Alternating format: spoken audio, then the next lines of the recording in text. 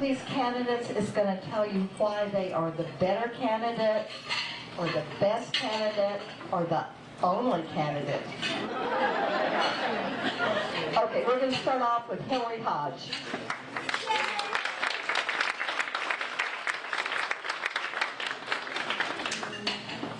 A wonderful thanks to the business and professional women of Nevada County for hosting this great event. I really appreciate all of you. I know it's hard to organize events, and this is a hit. It's been wonderful, and a huge thanks to Summer Times as well.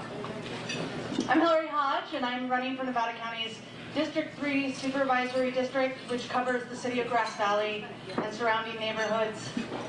When I moved to Nevada County almost 10 years ago, one of the first things I did was sign up to volunteer. I threw myself into this community with my whole heart. I regularly volunteer with several local organizations, including Sierra Harvest, the Center for the Arts, the Grass Valley Downtown Association, and more. I sit on the Music in the Mountains Choral Board, and I sing with their chorus, and I'm on the Nevada City Chamber of Commerce Board of Directors. I've served our business community as the Executive Director of Sierra Commons, Nevada County's Small Business Education Center. It is my relationships and my experience that makes me the most qualified candidate for the job of Nevada County's District 3 Supervisor. In Nevada County, we have everything we need to get us where we want to go. My campaign and my election offers a fresh perspective for Nevada County. We need to think about jobs in our community. We need to support local business and invest in local talent. Most of our small business owners run their operations by themselves. Many of our small businesses are operated out of homes. We are seeing a changing economy, and it's an important thing to make sure that our small business owners are supported, and as the economy changes, they're able to change with it. As supervisor, I will help support an economic development plan that supports local people and attracts businesses that share our values. We need affordable housing in our community. Yeah. Thank you. In order to create a sustainable future, we need to make sure that young people can live here, that we have workforce housing, and that we have homes for our fixed income seniors. Yes. We need to make sure that we have innovation in our community. Our rural community deserves access to high-speed internet and the same tools that our urban and suburban counterparts share. Yes. And we need to make sure that we are ensuring public safety. We need to have innovative and creative ways to mitigating fire, danger, and risk. We need to support our community in doing so. And we also need to support the poorest among us. We see poverty on our streets every day, and we need to make sure that those people are taken care of and that our communities are safe. My first job out of college was in social services. I understand funding streams and regulations. I know the tools that can best serve our community. As a small business startup consultant, I know what our small business owners are facing in our community and how to ensure their success. As a young person working in the remote economy here in Nevada County, I understand the challenges that we face in our community in finding work for people my age and younger. I understand our economy, and I know where it's going. We can foster jobs and sustainability in Nevada County without sacrificing our rural values and our small town charm. We can solve the challenges we face in our community with creativity and common sense. Our community deserves a future that we can believe in. I believe that I'm that future. I am not running to simply win an election. I am running to do the job. I am running to do the work. I am running to serve our entire community. I am running to serve Nevada County. My name is Hillary Hodge, and I hope you'll vote for me in District 3 for Supervisor on June 5th.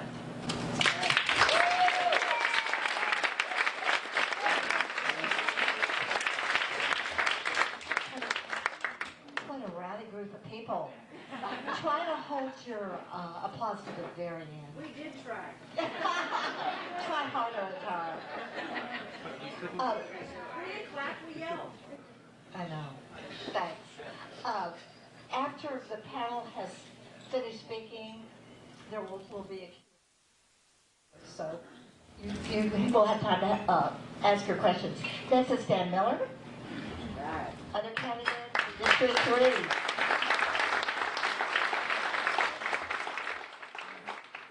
Yeah, my name is Dan Miller, and I am the incumbent District 3 representative. I'd like to thank the Business and Professional Women for putting on this forum this evening. It's the first of the campaign season, so I'm happy to see the attendance here today.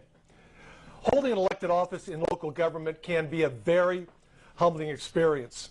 You live in a fishbowl, and your harshest critic could be your next-door neighbor. And I have been humbled over the years. You are dealing with constituents that can live hours away. You deal with your neighbors and your friends. You deal with people who you have known since high school and individuals who have invested time, energy, and personal resources to be able to live, work, and raise their families in this community. When making a decision as a supervisor, they are the ones I'm thinking about. I think about the children still in school and the future that is in front of them. I think about the young families that are trying to make our community their home for the rest of their lives. I think about the people before me who had the same responsibility in the manner in which they fulfilled the oath of office, the decisions they made and the effect it has on us as a community today. Because the decisions I make don't only affect District 3, they affect the entire county. My involvement in local Grass Valley government and the lesson I have learned over the years is that you serve the people, not your own selfish interests. You represent your friends and neighbors, you represent the business owners, the school teachers, law enforcement, and fire protection first responders. You represent the retired senior citizens and the young child in preschool. You represent everyone. I am seeking re-election because I have come to respect the trust that the community has put in me and to respect the office that I now hold. And I still have a fire burning in my belly to serve. Being a supervisor is not an entry-level position. You don't learn to ski on a black diamond run. It takes time, patience, and understanding to be able to function at this level. Over the years that I have served in elected and appointed positions, the knowledge that has been developed has enabled me to address issues and solve problems that others would find difficult. I understand the process of local government and the need for patience because you're making decisions that affect everyone. Relationships are a key component when it comes to getting things done as a team. I have built those relationships over the years with business owners, with city councils, and city staff. As a member of the Transportation Commission, as chair of the Regional Housing Authority in LAFCO, as a county representative to the Rural County Representatives of California Board, I have built the relationships with other county supervisors and have gained their endorsements for re-election. Why have I been voted into office over the years? Very simply, the people in Grass Valley in District 3 trust me to make decisions that are good for the community and for them. They trust my integrity and they respect my values and principles. They know that I will gather the information and make a decision not based on political pressure or for a special interest group. They know that my decisions are based on my deep affection and love for this county, for its history and for its future. Current and former Grass Valley Council members and mayors endorse me because they know I am qualified for the position that I now hold, and they know they can count on me to represent their interests at the county level. Lisa Swarthout, current vice mayor and former mayor, writes, I am very happy to support Dan. He really is the best champion for Grass Valley that we have ever had at the county. Quite a statement from someone who has a passionate love for the city. This job requires experience, understanding, and dedication. This is not the place for a novice with no previous experience. This is a challenging position that should be taken seriously. That requires a knowledge of governance and the ability to work as a team with the other supervisors and county staff to accomplish the goals before us. Thank you.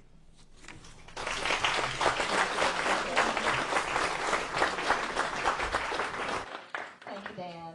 And now for District 4, we have one unopposed candidate, Sue Hook. Thank you all for having me here this evening.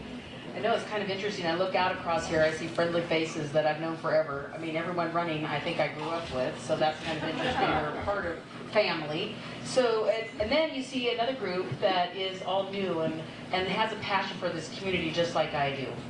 So why did I run for this? I'm not sure. Sometimes I think this might have been the craziest thing I did. I'm a ranch girl. I'm a 5th generation Nevada County girl. I grew up here. I went to school here. I've had my children here. My grandchildren are 7th generation. I live on the ranch at my family. They bought it in 1874. And so I'd say we've been fairly sustainable because it's still in business. And it's been my real passion. So in the county, I've worked through the Ag Commission, and that's just been a very rewarding experience, helping work on the ordinances and how are we going to keep people in agriculture in Nevada County. I'm on the Resource Conservation District Board. I've been the president there for 2 terms. And again, our resources are such a value to where we live. We've been dealing with fires, which is close to everyone's heart. So that's something that we are going to continue to work with, and something as, if I'm elected, we'll stay working on for sure. We have to keep our community's fires safe. I'd like to say that the Farm Bureau was a huge step in my moving forward and becoming active in the community, just because of agriculture. I mean, you met a little cowgirl here, but agriculture is what this community was built on, not just mining at one time. Who fed the miners? It was the ranchers. And we had to learn to be sustainable. And that's what our county has to continue to be, is sustainable. Economically, but also we want to keep that rural lust of the county. We live in such a beautiful, amazing place, don't we? So that was one of the reasons when somebody came to me and said, Susan, this is your time. You should do this. You have a love for this community. Your roots are about as deep as they get, and I can tell you the roots are deep, and I plan on dying here. So they don't get much deeper. But so to me, that's what's so important about how do we keep things developing and moving forward. And I say one thing about our community that I see is sometimes we get really divided over issues. And so I think one of my strengths is going to be bringing those groups together to each side.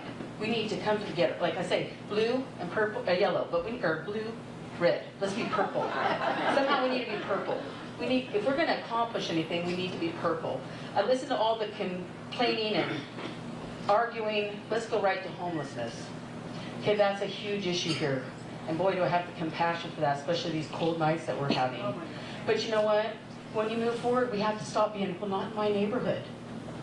You know, we hear that a lot. We make some distinctions of how we can fix this, and then we get stopped on this end because, no, not in my neighborhood. So those are the kind of things. We talk about broadband. Well, not in my neighborhood. So those are some of the things that I'd like to see we work forward to and make it special in this county, because if we're going to have growth, we need broadband. That's huge. We do need housing. That's huge. So, but in the same token, we need that housing where there is places for people to have services. But of course, my district is going to go all the way to North San Juan. So, what transportation is going to be a huge issue in North San Juan, as well as water. So, I think I will be a good supervisor because my heart's here.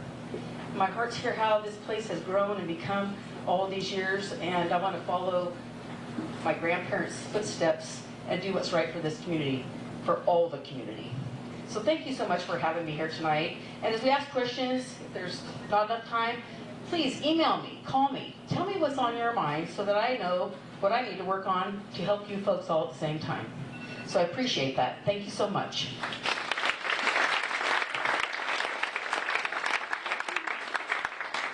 Thank you, Sue. So now let's get to the sheriff, the 3 sheriff candidates, and we're going to start out with John Foster.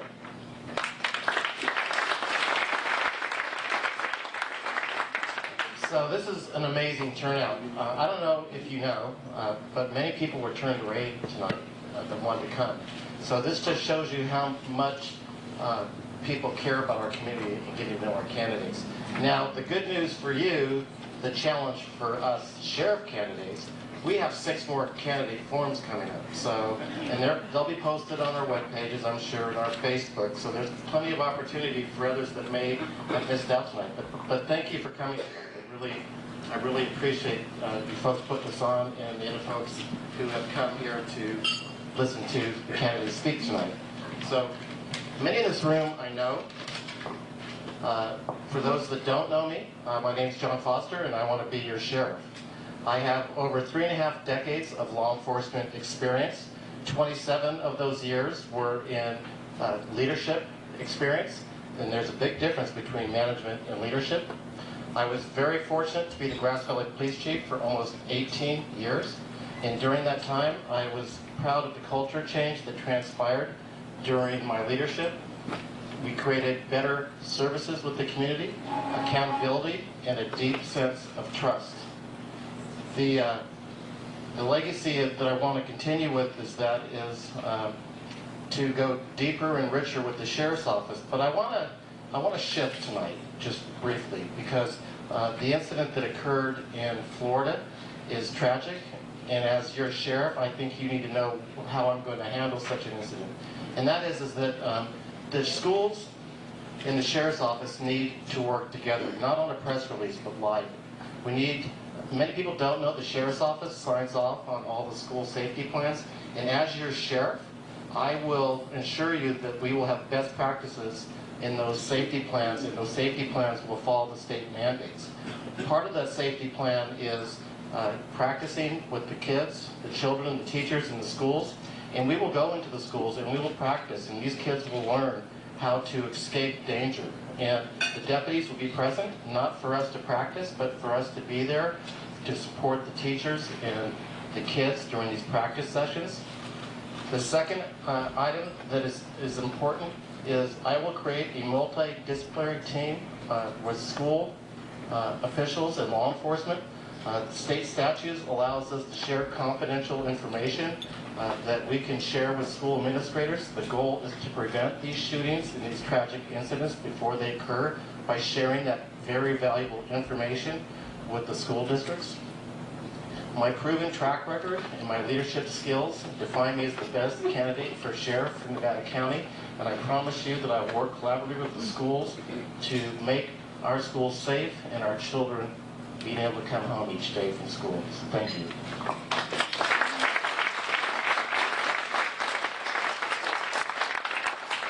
Thank you, John.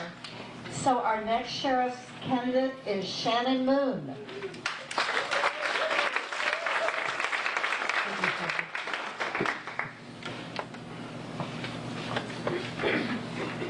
This is a nice view. You can see the view from where I stand, right? Thank you to the business and professional women of Nevada County for organizing our event tonight. I hope, as you realize as I do, that I am a product of your organization and your mission.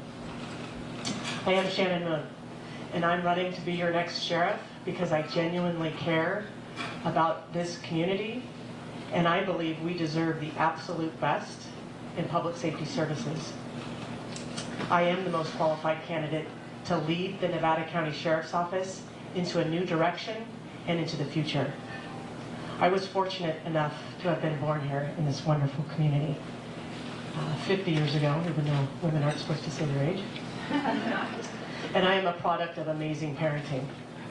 I have chosen to stay in this community and raise my own family here. I have dedicated my entire 27-year career to providing law enforcement services to this community. As a 27-year career employee at the Sheriff's Office, I have had the fortunate opportunity to work for 4 different sheriffs in this community, each with very different leadership styles. I believe that as a public servant, my loyalty lies with this community and the mission of our organization. I was 22 years old when I started at the Sheriff's Office. Seems like a long time ago. I started as a correctional officer in our correctional facilities. Then, in 1990, Sheriff Bill Heafy hired me as a correctional officer, and I worked at our downtown main jail. I worked at our detention center, which was a minimum security barracks out on Willow Valley Road, as well as the Truckee jail, and then what I like to call the new jail, opened in 1992, the Wayne Brown Correctional Facility. As I was a correctional officer, I decided I wanted to become a deputy sheriff. So I took the initiative, and I put myself through the academy while working full-time on the graveyard shift inside that jail. I graduated at the top of my class, and I think most importantly for me in my career, the academy that I chose to go through was in Sacramento, California. and I was exposed to other women in law enforcement, and as important, other women leaders in law enforcement. I was hired as a deputy sheriff and quickly became a detective in our office and worked both our major crimes unit and our narcotics task force as a detective. I was promoted to sergeant, lieutenant, and captain, which is the highest level attainable in our office, each being the first woman to earn that rank in the history of our department, dating back to 1851. As a captain, I have commanded all 3 divisions of our sheriff's office. At every job, I have promoted innovation and found efficiencies in the services that we do provide. My vision is to restore the trust and partnership with the sheriff's office in our community, to develop better relationships with all of our community members, no matter your political, religious, or business affiliation, to collaborate with our other law enforcement partners, our service providers from both county and city entities, and our wonderful, wonderful nonprofit organizations.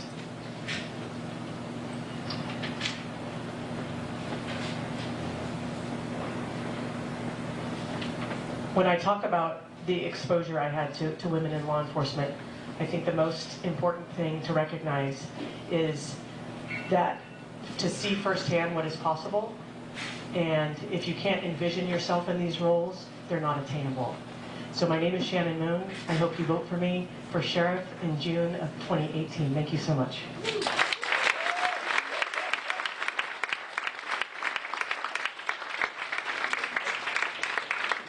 Thanks, Shannon.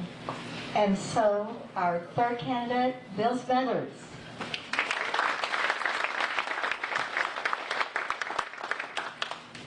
Good evening. I'd also like to thank the Business and Professional Women's of Nevada County for hosting this fun event tonight, and it's great to see a wonderful turnout from the community.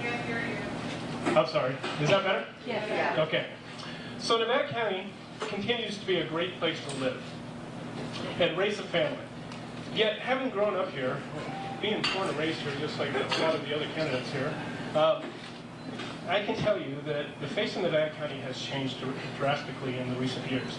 Some of the changes have been for the good, but others, especially from a law enforcement standpoint, have been very discouraging.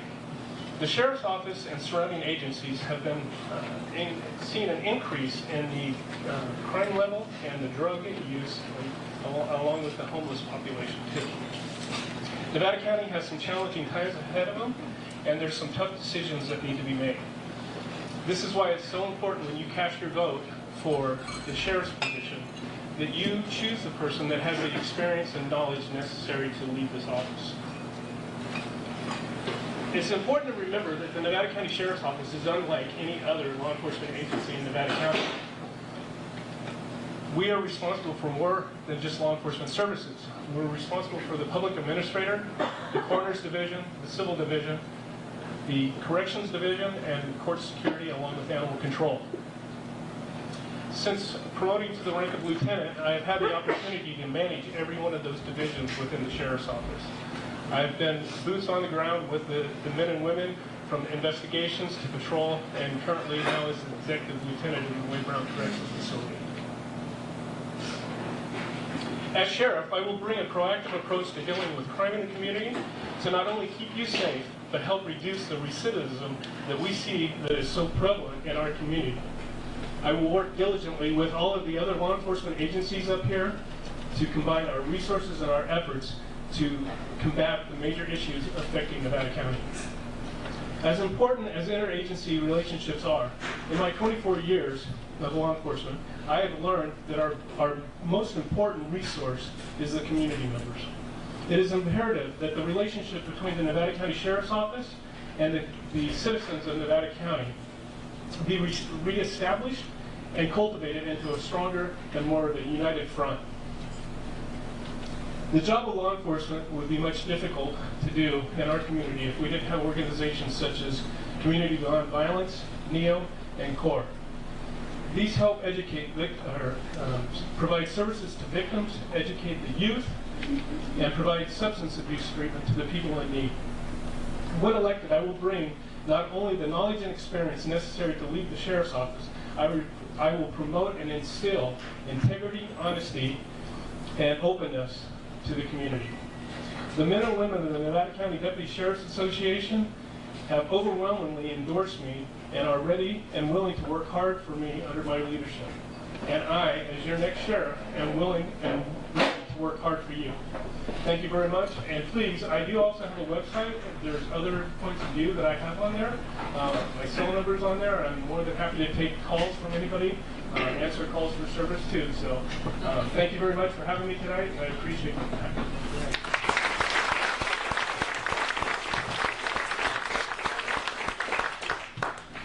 So, let's give a big round of applause for our panel.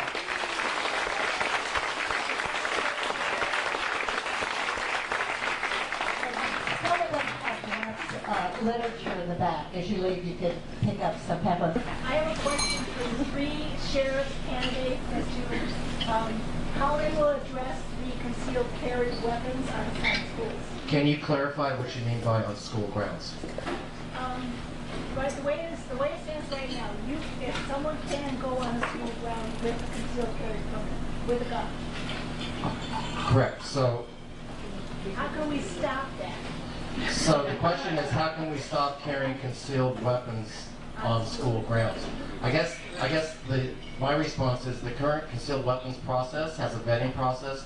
The people carrying concealed weapons go through a background check, which includes fingerprinting. They go through a vetting process of an interview. They're qualified to be trained to carry the weapon. And then the other area is we only have approximately 1,400 people that can carry concealed weapons on school grounds, if that was the case, through Nevada County. So I don't see us changing any practice. That would be up to the schools working with the sheriff to see if they want to work on possibly changing the practice. But right now, they're allowed to carry guns on school grounds.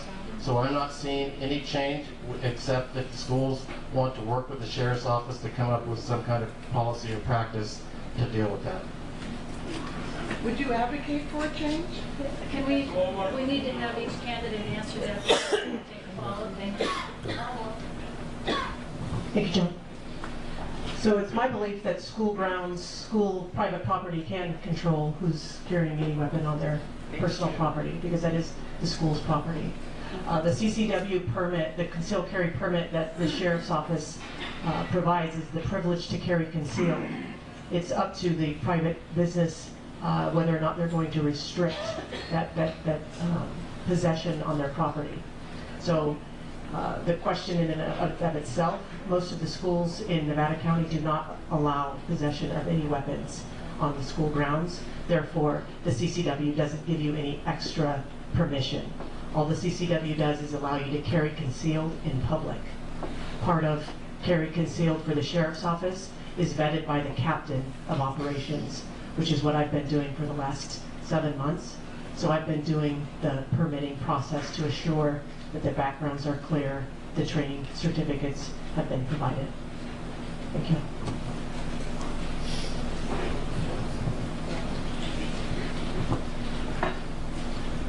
So as a lieutenant with the sheriff's office, I also filled in for the captains when we did interviews for CCWs. The law used to be and allowed the person to carry concealed weapons on school grounds with the permission of the superintendent. With the permission of the superintendent of the school. Most of the superintendents up here did not allow it to happen. So we would remind people when we would do our interviews with everybody that, you know, because they forget, like when they go into a U.S. Post Office, it's federal grounds. So it doesn't, you can't carry concealed weapons into that building. Same thing with schools. You had to have a permission by the superintendent. But one of the things that they are looking at changing is, I believe that there's a law that's coming out or on the books right now that is going to change concealed weapons being banned from school grounds, period, in the state of California. So, but one of the things that I can say with the people that we do issue concealed weapons permits to are vetted more than anybody else that normally goes into a gun store to buy a gun. Those are the individuals that we do not have to worry about in Nevada County. Over the 21 years that I've been with the Sheriff's Office, I know very few people that have ever had their CCWs pulled from them regarding issues that they've had, and most of them because they were elderly and got to the point where they couldn't carry anymore. So we do vet the people really well. The criminal background check, our interviews that go on with the captain's interview that takes place with the Sheriff's Office. So we make sure that the people are trained and they abide by the law that are carrying the concealed weapons and that kind of thing. I'm interested in how the Sheriff's Department is going to implement the Stepping Up program to help take care of our mentally ill homeless people who go in and out of jail on a regular basis that are dual diagnosis, both mentally ill and drug addicted. The Stepping Up program is a national initiative where folks are being trained to help people within the jail break the cycle of mental health issues. 50% of the people in the jail currently have mental health issues. So I guess what needs to be done is I'm not within the Sheriff's Office, so I can't tell you what currently is being done. I know some staff have gone to the training. I don't know where they're at with the process. I'm very supportive of the process. I'm supportive of treatment programs for the jail. We need to be more comprehensive in the area of mental health and substance abuse, and right now we're not doing enough. As far as Stepping Up, the last I heard is it's not fully in effect. So my goal would be to fully implement the program and help break the cycle of these people with their mental health issues, and then also give them the opportunity to have a plan for when they get out of jail, that there's treatment set up for them, so they're just not released and then let out on the street. They're actually gone into a program. So that would be my goal. Thank you, John. So I was fortunate to be on the initial Stepping Up initiative team.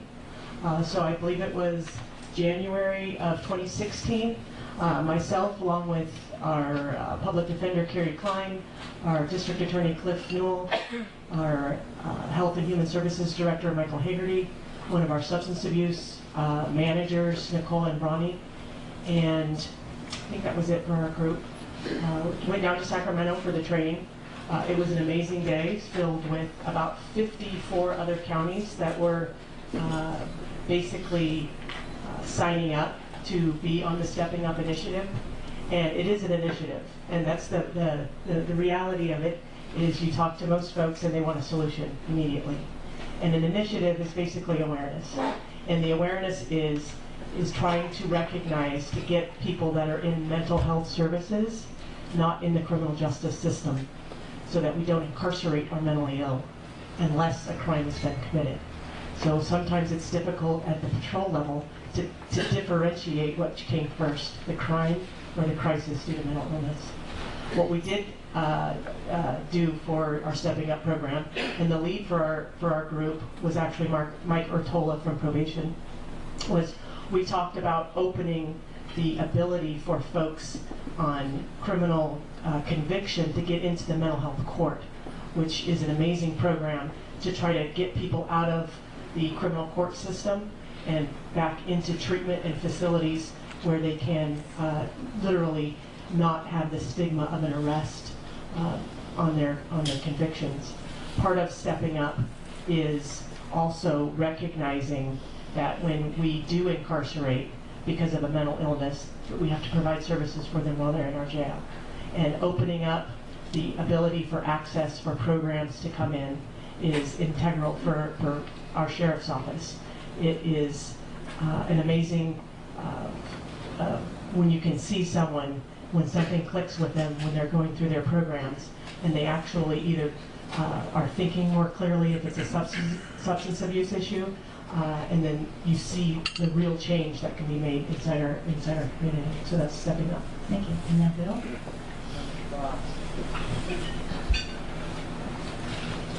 So as the executive lieutenant at the White Rock Correctional Facility, that is one of my duties. I work on the contracts, and I also do the programs within inside the facility. When I came back over to the correctional facility 6 months ago, it's kind of frustrating, really, because they were still trying to decide what the definition of mental health was. So we started, and we've been meeting monthly. We're still developing a program right now to be able to track the individuals that are coming in and the mental health issues that they're facing. There's a lot of issues that go along with it because of the way that they want to track them within the state of California. There's HIPAA issues. So I brought up some of those issues to them with the information that they wanted us to release. So we're trying to develop a program that we can identify them, what their gender is, their age, if they've been arrested for misdemeanors or felonies, and also length of stay. One of the big things that we face up here in Nevada County is the revolving door. We have people that come in and they're booked in the facility and they're here for 24 hours. They see our mental health, but they don't meet the criteria, so they're out the door, they're back down the street, the next local law enforcement agency deals with them and they're back in. So what we've tried to do right now is we're trying to track the individuals that are staying with us longer than 14 days. So we're setting up that program right now. It's still in the works. The last 2 conference calls from the national organization, nobody answered the other end of the line. So I don't know, to be honest with you, where it's going in the state of California, because it is a nationwide organization that they're trying to help the mental health. But one of the issues that we don't have, and especially in Nevada County, is the services that we need to provide to the mental health individuals that we're dealing with. Our correction facility is not designed to deal with the type of inmates that we're bringing in right now in our community. It's not that we're importing those individuals, they're coming here. And they're part of the homeless population that you see out there. And when they commit a crime, people want them to be held accountable for the vandalism, the thefts, and different things that they're doing. But when they come in, they're facing several different mental health issues, usually some type of substance abuse, alcohol, narcotics, something like that. But they don't stay with us long enough to be able to actually track them and get the help that they need. And so that's one of the big things. It's a financial thing in the state of California with no mental health hospitals to provide the services to them and get them into the treatment that they need. My name is Kate Wanamaker, and I have a question for the supervisor candidates.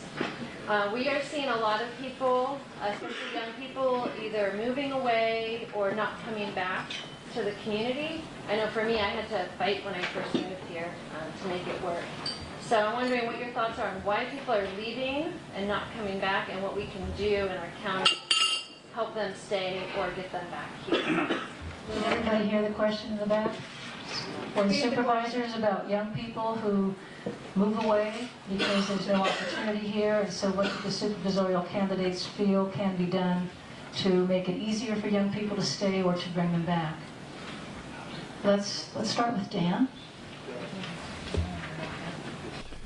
You know, the problem's been a historic problem. Okay, I'll tell you, when I graduated from high school in 1965 at Nevada Union, the first thing we all thought about was getting away. Thanks, Jim. And finding a way to be successful in life. What the problem is back then, you know, timber was king, but it was seasonal. The mines had closed. We didn't start developing jobs until high tech came into the area. And then when high tech came in, Alta Sierra was built out, Lake of the Pines, Lake Wildwood were both built. And so young people then had an opportunity, but the emphasis was on getting a college education. Kids went away to school and they never came back. Why? Because their field of study was probably somewhere else than Nevada County. You know, a few came back, but they came back, you know, into family businesses. B&C True Value Hardware, Hills Flat Lumber, Yuba River Lumber that some of us will remember.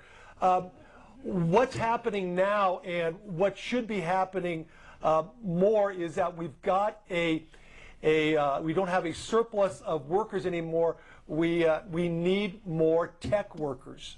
We need more people in the trades, learning the trades. Construction industry is having a very difficult time in Nevada County finding qualified people. You look at what's going on down at Sierra College in the Rockland campus, and it's remarkable what they're offering as far as the Haas Industrial Learning Center, what they're teaching young people to do that will train them for and make them available for the trades. The trades are, when the trades work, our economy's good. Our trades aren't working up here. Cabinet makers can't find people to hire to build cabinets, to train to build cabinets.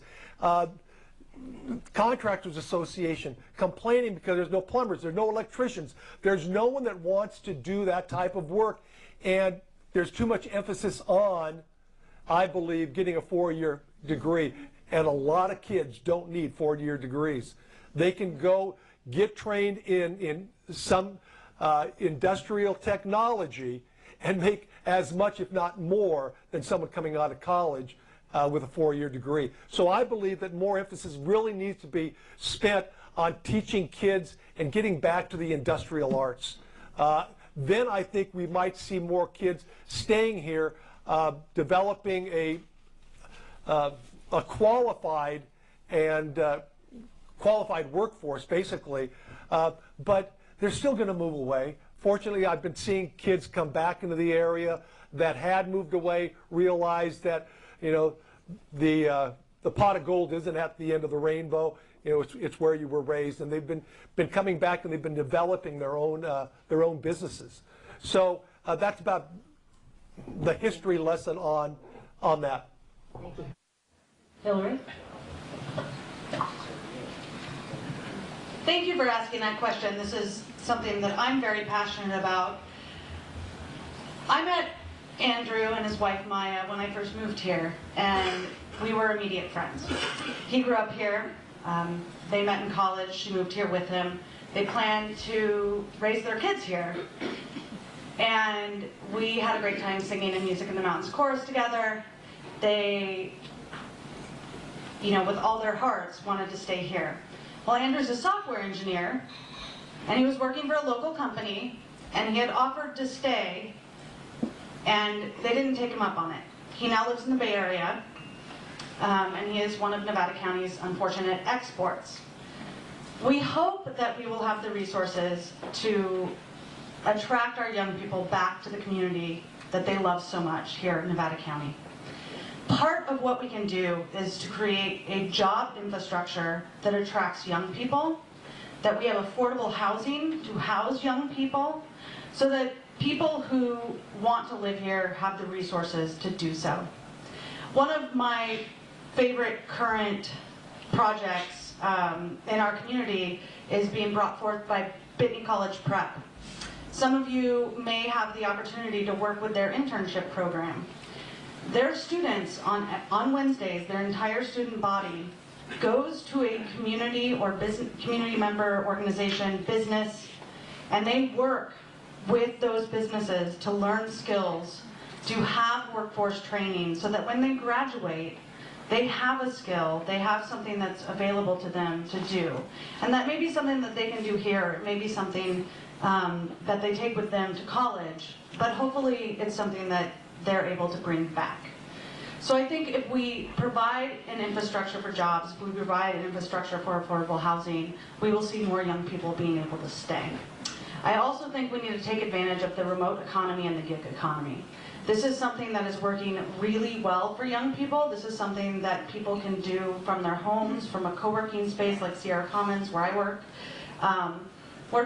where people with a skill can work within our community, can work with companies who are not here doing a service for them, and making sure that they have access to create a job with a livable wage and to have a sustainable future here in our community.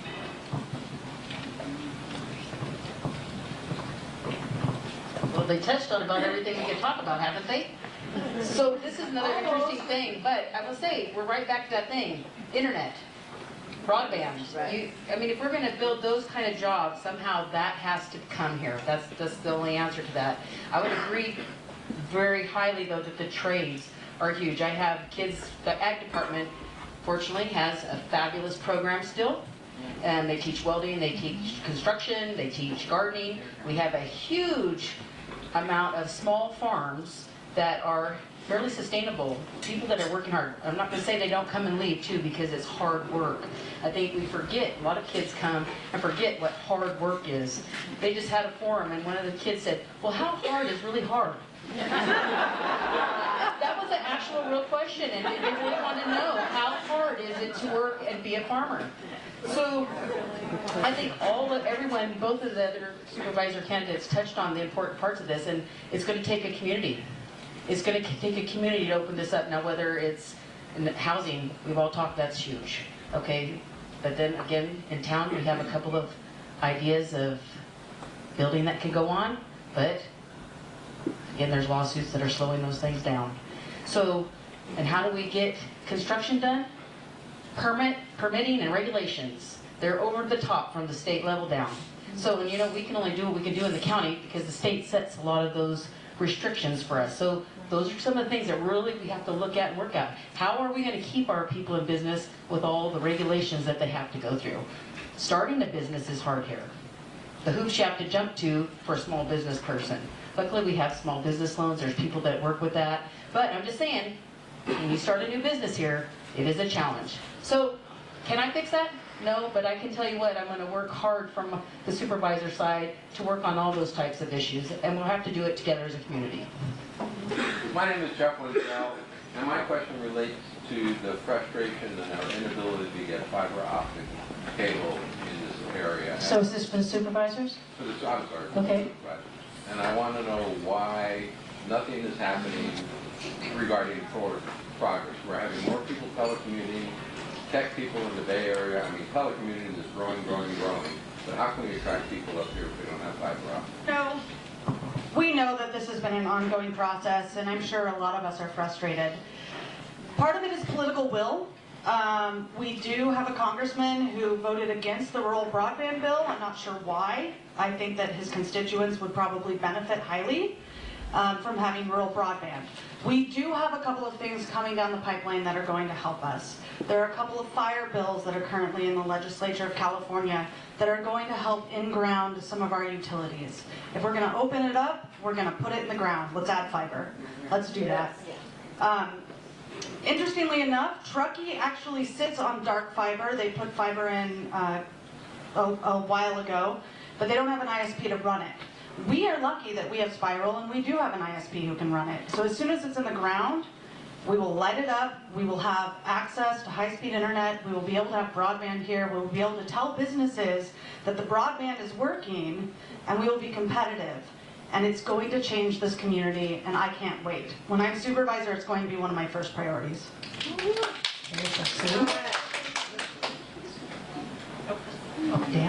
Yeah, we've been struggling for a long time now.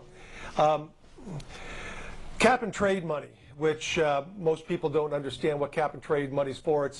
It's meant to be used in areas where you lower your carbon emissions by charging carbon emitters money. Cap and trade money is supposed to cut down on commute times. It's supposed to be used in areas where if we can reduce the number of car trips, then you have an opportunity, there's a nexus to use cap and trade money. State of California isn't using cap and trade money to the extent that they could.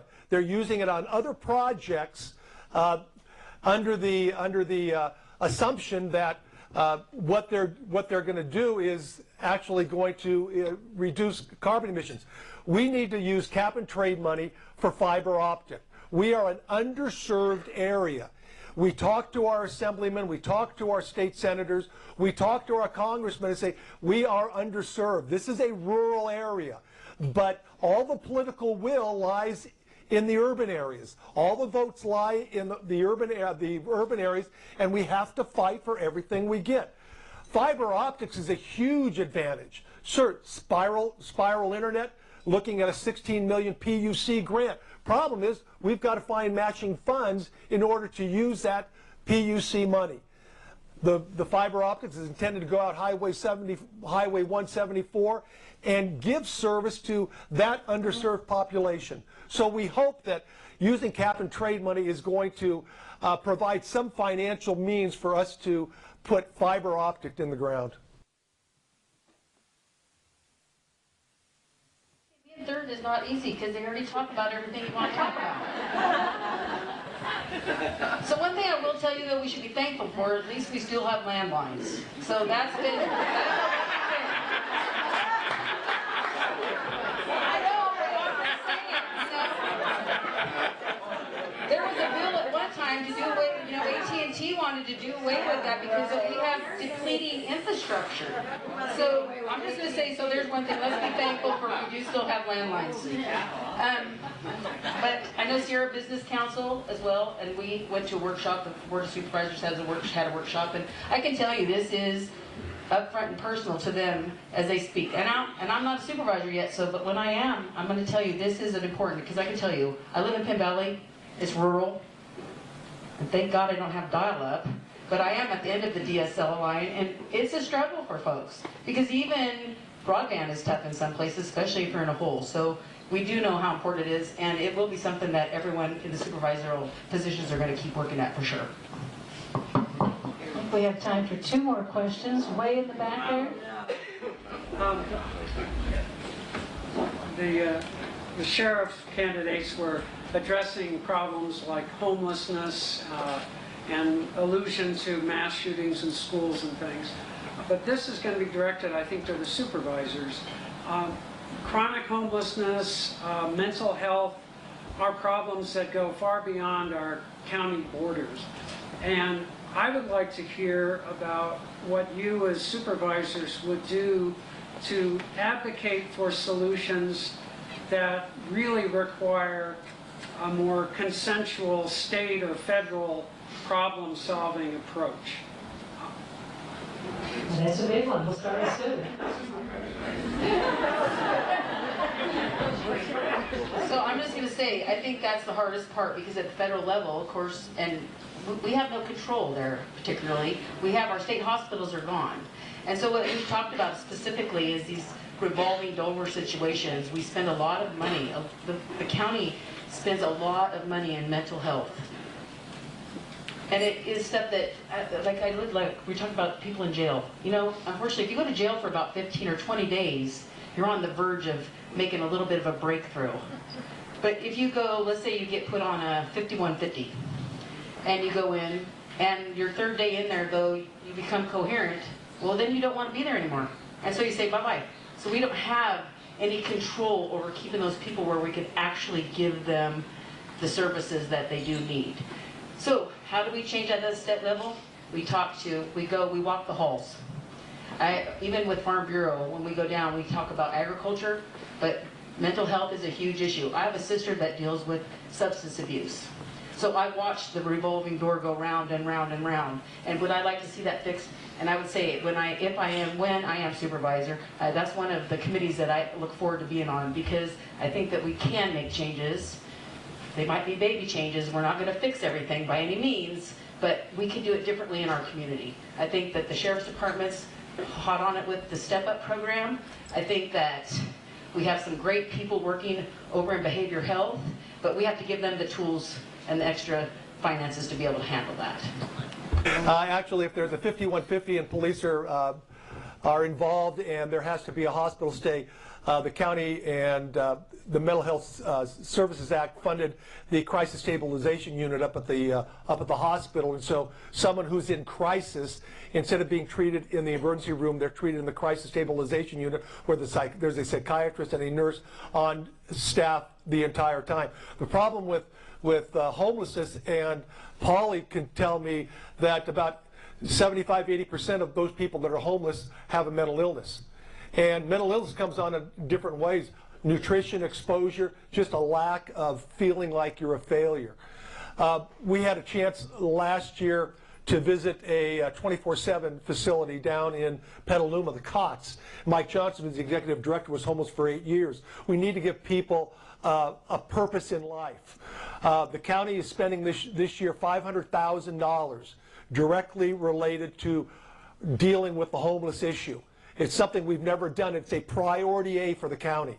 That's what we're going to do. What we want to do is we want to create a daycare center where the homeless during the day can go and get their laundry done, receive services from the county.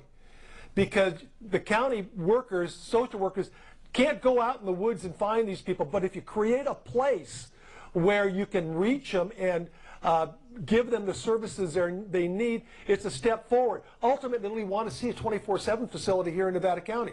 We're going to have to find a way to fund that 24/7. But then you have people there. You make them accountable for the time they're there, but they have to go through the services. You got to end the cycle of homelessness, and you have to give people a purpose to live. And mental health and behavioral health are both totally sold on this. Social services, Michael Hagerty, they're heading in that direction. The Board of Supervisors, we are heading in that direction because we have to end that cycle of homelessness. We have to get these people off the streets. We have to get them out of the woods because of the fire danger that they create. Constituents are continually complaining, but to end that cycle of homelessness, you got to give people a purpose for living.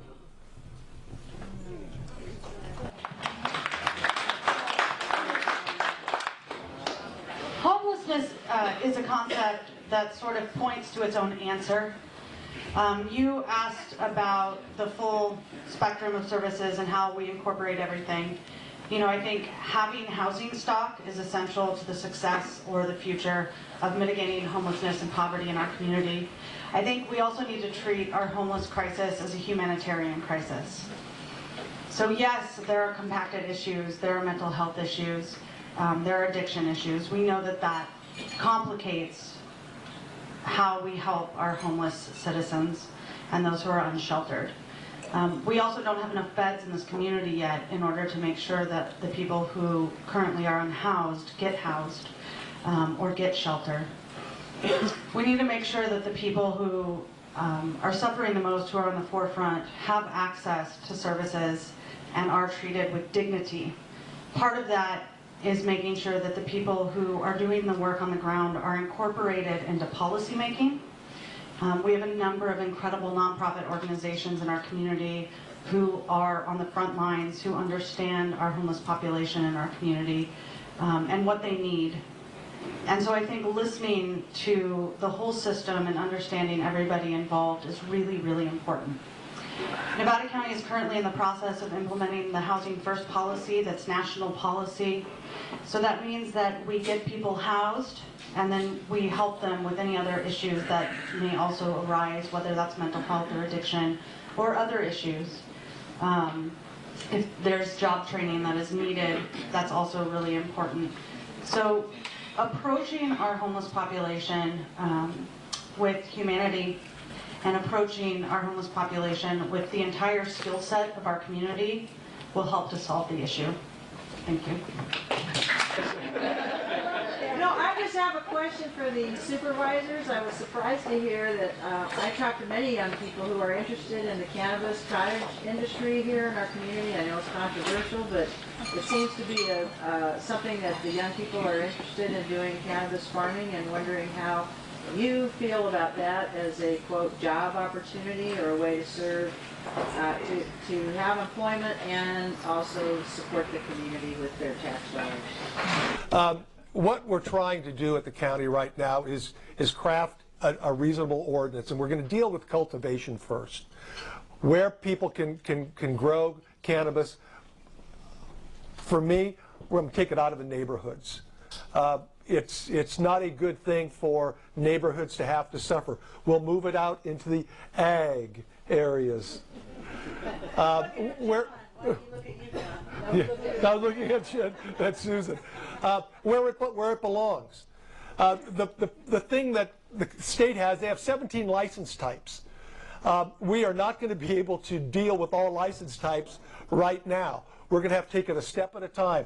We're going to get the cultivation ordinance in place, and then we will deal with testing, manufacturing, the cottage industry, where it can be located, how many plants, or what's the square acre size. We've handed it to county staff. We're going to have another meeting March 6th where the community will be able to come back again and give us their opinions and ideas. But as far as a job generator, it's really hard to tell until we actually start moving in that direction. Compliance is huge. Track and trace is huge. what our county is going to look like in 10 years is really going to depend on how realistic we are as far as cannabis cultivation in Nevada County. Right now, we are going to permit cultivation for medical purposes only. We're not going to deal with the adult use. Prop 64 gives people 6 plants to grow indoors for their own personal use. Anything over 6 and someone's selling it someplace where they're not supposed to. But we'll deal with the medical use because there are recognizable and significant medical advantages for people to use cannabis.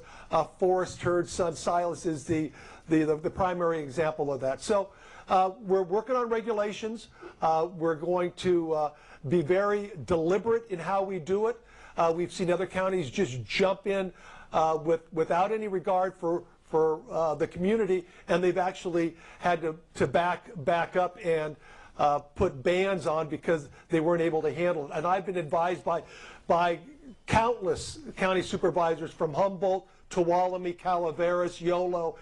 They all say, Dan, you guys take it slow, because you want to be able to know how county staff is going to be able to handle it. And one thing we don't want to do is just hire a lot of county staff and then have to let them go later on because the cannabis industry and the price of the product has dropped. So all these county supervisors, Humboldt surprised me. They've only got 20% compliance so far up in Humboldt County, but they got 1 million grows up there. But they all say, be very careful how you do it, be deliberate, go slow, make sure you do it right.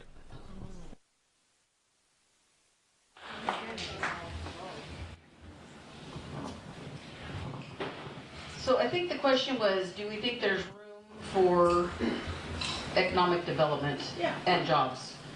The state of California made it legal. And as we move forward in this medical side of it specifically, yes, there's going to be. I mean, we already see that in Nevada City with the dispensary that's going to open up, that's going to employ people. I mean, and as we look forward, like Dan was just talking about, it's going to be one step at a time, but eventually, I mean, there's going to have to be distribution, there's going to have to be some sort of labs. So yeah, I do believe that as we move forward responsibly, that definitely it's going to be some sort of, well, it has to be. It's going to be. You can't have businesses and not make money. So yes, I do support that because it is it's legal by the state of California, and I am looking to this board of supervisors to help make really good decisions for all of us.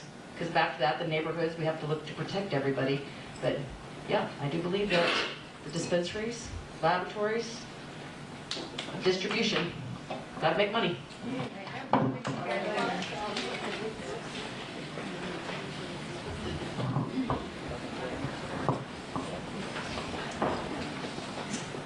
The cannabis industry is not an emerging industry in this community.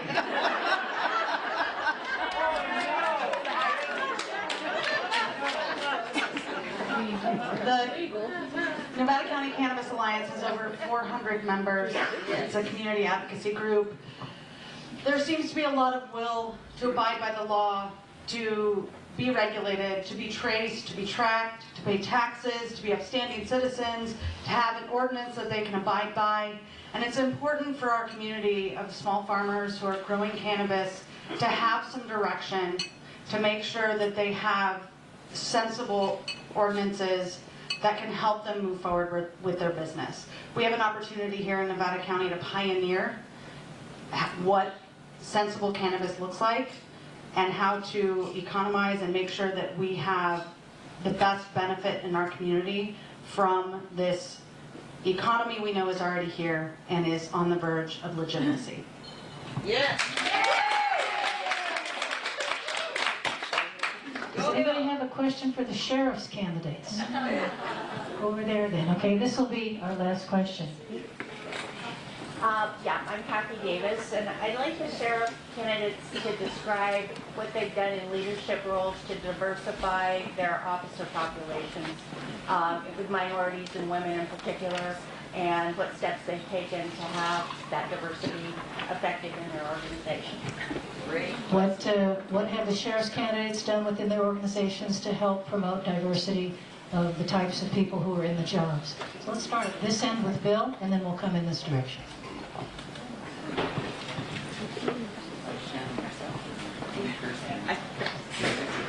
So, as a lieutenant within the sheriff's office, I've sat on oral boards, obviously, but I don't have the hiring power of the sheriff, who makes the final decision regarding that, or the promotional power that the sheriff has. One thing, as I was a narcotics supervisor for 4.5 years, and during that period of time, there was a detective that worked for me in there who I pushed to put in for the sergeant's position. We tested, she obtained the sergeant's position, she promoted to lieutenant. She's now one of our female captains in the department too. One of the big things working in the jail, we currently have three out of the 5 sergeants are females. We also have a training officer that's a female. It's very important to have the diversity of male and female both in law enforcement, but just like anything else, male or female, if they can do the job, that's the most important thing. It doesn't matter. You know, if they can come out there and they can handle the job, because there's men out there that should not be wearing a uniform, just like there's women that should be wearing a uniform, but it's important to have both of them there. And fortunately, the females that I have worked with over the years within the sheriff's office have been very powerful, very strong, and very capable of doing their job, and I support hiring them and promoting them up through the ranks within the sheriff's office. Shannon? Thank you, Bill. So the question is, what have we specifically, That's it. Yeah. what we specifically have done. So I walk in the door as a female.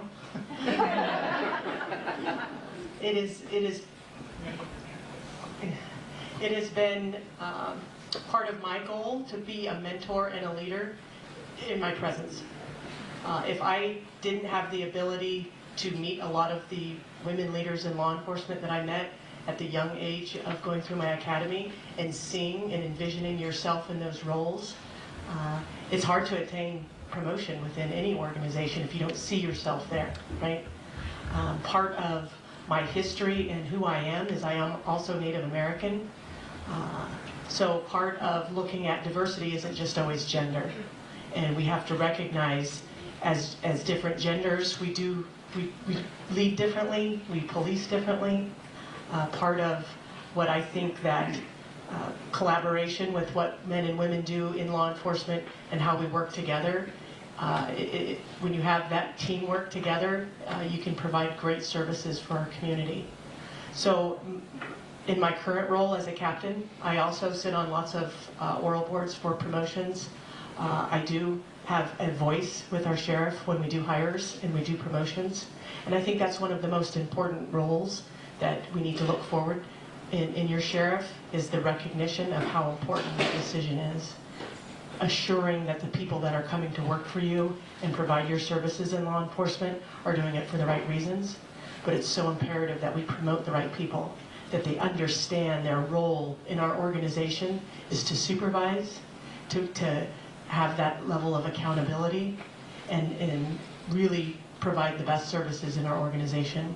So those are the things that I've done for the sheriff's office. Thank you.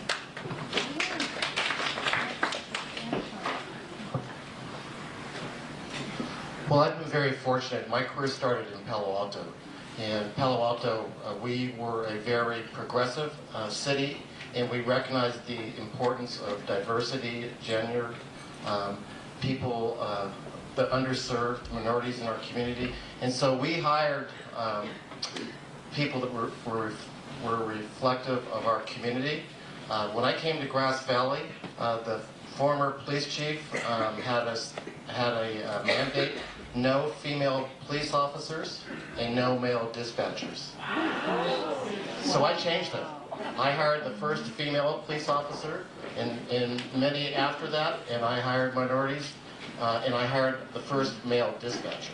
So it's important that you represent the community needs, and your workforce is reflective of your community and what your community values.